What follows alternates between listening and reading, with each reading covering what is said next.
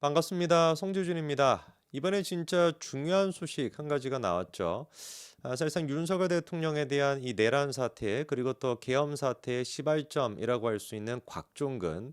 이 곽종근이가 이제 그 주불리 김병주라고 하는 그 유튜브 채널에 나가가지고 했던 얘기가 도화선이 되지 않았습니까?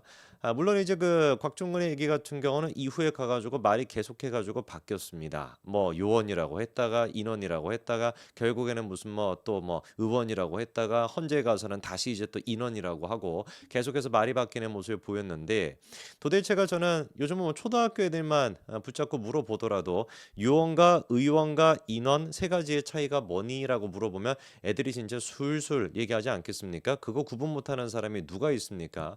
그런데 곽종근 사령관이라고 된다라고 하는 사람이 어떻게 된 것인지 다른 것도 아니고 계엄이라고 하는 어마어마한 지금 사건에서 그리고 또 김병주라고 하는 그 또라이 같은 인간 옆에서 이렇게 뭐 다 판을 깔아놓은 상태 아니었습니까? 그런 상태에서 의원과 인원과 요원을 구분을 못한다. 지나가는 진짜 개도 안 웃을 것 같은 얘기였죠. 자, 그런데 그때 당시에도 우리가 좀 김병주나 그리고 또 부승찬, 박범계 이런 인간들이 이 곽종근을 갖다가 회유했던 거 아니냐라고 하는 의혹이 있었습니다. 그랬더니만 이제 막 지난번에 막 부승찬이랑 막 김병주가 막 고래고래 무슨 뭐 소리를 지르고 막 난동을 부렸었죠. 진짜 무슨 뭐 길거리 지나가던 양아치도 그런 행동을 안 할 것 같은데 그 국회에서 국민을 대표한다라고 하는 인간들이 그런 진짜 저질스럽고 싼티나는 모습을 보여주니까 김병주랑 부승찬 찍은 분들은 그분들의 수준은 사실상 우리가 김병주랑 부승찬과 똑같다라고 볼 수밖에 없죠. 저는 아무리 생각해도 어떻게 김병주나 부승찬 같은 애한테 표를 주실 수 있는지 지금 생각해도 참으로 답답합니다. 뭐가 됐든지 간에 자, 이번에 일단 곽종근이가 회유가 당했다라고 하는 것이 구체적인 녹취록을 통해 가지고 확인이 됐습니다. 두 가지 갈래길을 통해 가지고 곽종근이가 회유가 됐다라는 게 확인이 됐는데요. 결론부터 일단 말씀을 드린다면 이거는 어마어마하게 심각한 문제죠. 일단 첫 번째 같은 경우는 워딩을 정확하게 하면 회유가 아니라 협박이라고 봐야지 맞습니다. 그러면 형사법상 협박을 했다라는 것 자체만으로도 협박의 주체는 배지가 날아갈 수밖에 없겠죠. 사실상 제가 봤을 때 지금 유력한 후보로 거론되는 게 부승찬과 김병주인데 어떤 입장을 보일지 한번 봐야 될 겁니다. 그리고 또 두 번째 중요한 의미 같은 경우는 뭐 우리가 상식선에서도 금방 알고 있는 내용입니다만 검찰 조사를 받을 때 경찰 조사를 받을 때 예를 들어서 막 경찰관이 막 폭행을 해, 막 협박을 해. 너 이거 얘기 안 하면 너 조져버릴 거야. 너 이거 얘기 안 하면 내가 다른 거 묶어가지고 이거 그냥 너 뭐 기소해버릴 거야. 이런 식으로 해가지고 증언을 얻어냈다라고 한다면 그 법정 가가지고 증언으로 쓰일 수가 있습니까?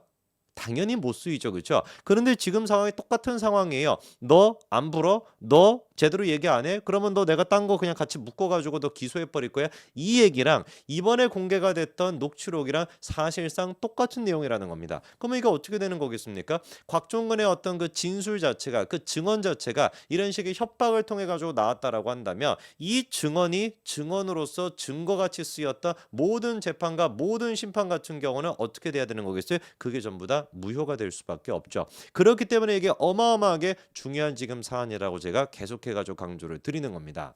자, 그러면 곽종근에 대해 가지고 두 가지 갈래길을 통해 가지고 아까 전에 협박이 이루어졌다라고 말씀을 드렸는데요. 첫 번째 일단 그 갈래길 같은 경우는 누가 등장을 하냐? 부승찬과 박범계 두 사람이 등장을 합니다. 곽종근이가 주불리 김병주 그 유튜브 채널에 나갔던 게 12월 6일이에요. 그럼 12월 5일 날 어떤 일이 있었냐라는 것인데 이 부분에 대해 가지고 증언한 사람이 재준이가 아니고요. 김현태 707 특임단장이 증언했습니다. 뭐라고 얘기를 했었냐? 12월 5일 날 박범계랑 부승찬 두 사람이 곽종근을 갖다가 만나가지고 1시간 30분 가까이나 회의를 했다. 그리고 나아가 질문과 답까지 적어주면서 리허설을 시켰다라는 식으로 증언했습니다.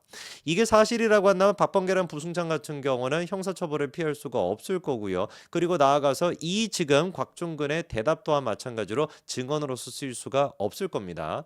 자, 이런 식으로 곽종근이가 박범계랑 부승찬으로부터 회유를 당했다라는 것이고 그리고 바로 그날 저녁 지인과 곽종근이가 통화를 하게 되고 그 통화 내역이 이번에 공개가 됐던 겁니다. 그 통화에는 어떤 내용이 나와 있는 것이냐? 나를 내란죄로 엮으려고 한다. 살려면 양심 선언을 하라고 한다. 이렇게 얘기했다는 거예요. 생각해 보십시오. 지금 이 부분에 대해 가지고 일단 박범계가 해명을 내놨습니다. 첫 번째 같은 경우는 곽종근을 처음 자기가 만났던 것은 12월 10일이었다. 그러니까 12월 5일 날 곽종근에 대해 가지고 내가 회유했다라는 건 사실이 아니다라는 식으로 일단 박범계가 입장을 냈고요. 두 번째 같은 경우는 이렇게 얘기를 합니다. 누군가 저런 얘기를 했다고 하더라도 죄를 지은 사람에게 양심 선언을 하라고 하는 것은 지극히 당연한 것이다. 이렇게 얘기했거든요. 방금 그 박범계의 그 얘기 잘 들으셨습니까? 누군가 저런 얘기를 했다고 하더라도 이거 의미하는 게 뭘까요? 했다라는 뜻이잖아요. 그렇지 않습니까? 민주당 애들이 저런 얘기가 사실이 아니었다라고 한다면 가만히 있었겠냐고. 바로 그냥 얘기하는 것좀 뭔 개 같은 소리냐. 언제 내가 그런 얘기를 했다라는 거야라고 길길이 날뛸 텐데 박범계가 지금 뭐라고 합니까? 누군가 저런 얘기를 했다고 하더라도 이 얘기는 우리가 생각해 봤을 때 이미 이런 얘기를 했었다라는 거죠. 이해되시죠? 그렇죠? 자, 그런데 이 얘기를 했다라는 것 자체를 그러니까 부정을 못 해. 그러니까 뭐를 부정을 하는 거야? 아니 그렇게 얘기한 게 뭐가 잘못이야? 이렇게 지금 이제 발뺌하는 것인데 누가 보든지 간에 1에서부터 100까지 싹 다 잘못이죠. 왜 그렇겠습니까? 양심 선언하십시오. 당신 죄 짓지 않았습니까? 양심 선언하십시오. 라고 하는 얘기랑 아까 전에 곽종근이 했던 얘기가 뭐야? 나를 내란죄로 엮으려고 한다. 살려면 양심 선언하라고 하라. 이게 지금 두 개가 똑같은 맥락입니까? 전자 같은 경우는 그래 너가 죄를 지었으니까 네 죄를 네가 알렸다 네가 양심 고백을 해라 이렇게 우리가 해석할 수 있다라고 할지라도 후자는 뭡니까? 네 죽고 싶어? 너 제대로 얘기 안 해? 너 제대로 얘기 안 하면 우리가 내란죄로 엮어버릴 거야. 엮어버린다라고 하는 이 표현이 아까 전에 제가 비유를 들었던 거랑 똑같은 얘기 아닙니까? 검찰 조사를 받으러 갔었을 때 너 제대로 얘기해라. 너 다 풀어라. 안 그러면 우리가 이것까지 네 엮어가지고 기소시킬 거야. 주체만 바꿔보자고요. 주체만. 민주당이 이런 얘기를 했다라는 것이 아니라 검찰이 만약에 이렇게 얘기를 했다라고 한다면 민주당이 과연 그때도 아니 죄 지은 사람한테 양심 선언하라고 했는데 그게 뭐가 문제야? 뭐 이화영 같은 애들한테 야 우리가 너 똑바로 해 이화영. 너 제대로 얘기 안 하잖아. 그러면 우리가 딴 것까지 같이 엮어가지고 너 기소해버릴 거야. 이렇게 얘기했다라고 한다면 민주당이 어떻게 했겠습니까? 당장에 무슨 뭐 국정감사부터 시작해가지고 나라를 또 뒤집어 놓지 않았겠습니까? 이만큼이나 이게 지금 심각한 문제라는 거예요. 더 심각한 문제가 뭐냐? 만약에 100번 1000번 양보해가지고 검찰이 뭐 그런 식으로 조사를 받을 때 지은 죄가 있어. 근데 지은 죄가 있으니까 이것까지 우리가 그래 기소는 안 할게. 근데 너 똑바로 얘기 안 하잖아. 그러면 우리가 네 지은 죄까지 같이 기소할 거야. 이것도 아니고요. 심지어 이번에는 어떤 얘기냐? 이번에 이제 곽종근이가 또 이런 얘기도 있습니다. 어찌 됐든 간에 얘들이 다 사정은 아는데 그래도 뭐 내란죄로 엮겠단다. 여러분 이게 무슨 말인지 좀 이해가 되십니까? 곽종근이 지금 뭐라고 하고 있어요? 어찌 됐든 간에 얘들이 다 사정은 아는데 그래도 뭐 내란죄로 엮겠단다. 바꿔 얘기해서 사정을 안다라는 게 뭐겠습니까? 그래 곽종근 너 같은 경우는 뭐 이렇게 수사를 받아도 내란죄 안 되는 거 우리가 알고 있어. 그래도 뭐 내란죄로 우리가 엮을 거야. 뭐 안 하면 양심 고백 안 하면. 무슨 말인지 이해되시죠? 이게 지금 양심 고백을 하라는 뜻입니까? 너가 내란죄로 처벌 안 받을 거 그래 우리가 알고 있어. 그럼에도 불구하고 너 제대로 안 하잖아. 제대로 우리가 원하는 대로 얘기 안 하잖아. 그럼 내란죄로 우리가 엮어버릴 거야. 이 얘기가 어떻게 도대체가 양심 고백을 하라는 뜻이 될 수가 있습니까? 입장 바꿔가지고 지금 이게 민주당 애들이 이런 식으로 얘기한 게 아니라 검찰이 얘기했다. 이화영한테 이런 얘기를 했다라고 한다면 민주당이 어떻게 반응했을지를 생각을 해보자고요. 얼마나 길길이 날뛰었겠습니까? 그리고 정말로 검찰이 그런 얘기를 했다라고 한다면 그때는 우리도 쉴드를 못 치죠. 지은 죄가 없는데 이 죄를 갖다가 너한테 묶어가지고 우리가 기소해버릴 거야. 너 제대로 얘기 안 하면 이거를 어떻게 우리가 쉴드 칠 수 있겠습니까? 이거 쉴드 못 치는 겁니다. 그렇기 때문에 지금 정말로 필요한 거는 뭐냐? 곽종근한테 그런 얘기를 했던 주체가 누구냐? 박범계 같은 경우는 지금만 나와가지고만 여기저기 지금 해명하고 난리를 지금 치고 있는데 그럼에도 불구하고 박범계가 실토했잖아요. 뭐를? 그런 식의 통화가 있었다라는 식으로 분명히 실토하지 않았습니까? 없었다라고 한다면 누가 저런 얘기를 했다라는 것이냐? 그거 뭐 법적 조치 취할 거야. 이렇게 얘기하겠지. 누군가 저런 얘기를 했다고 하더라도 라고 하는 얘기를 뭐하러 박범계가 하겠습니까?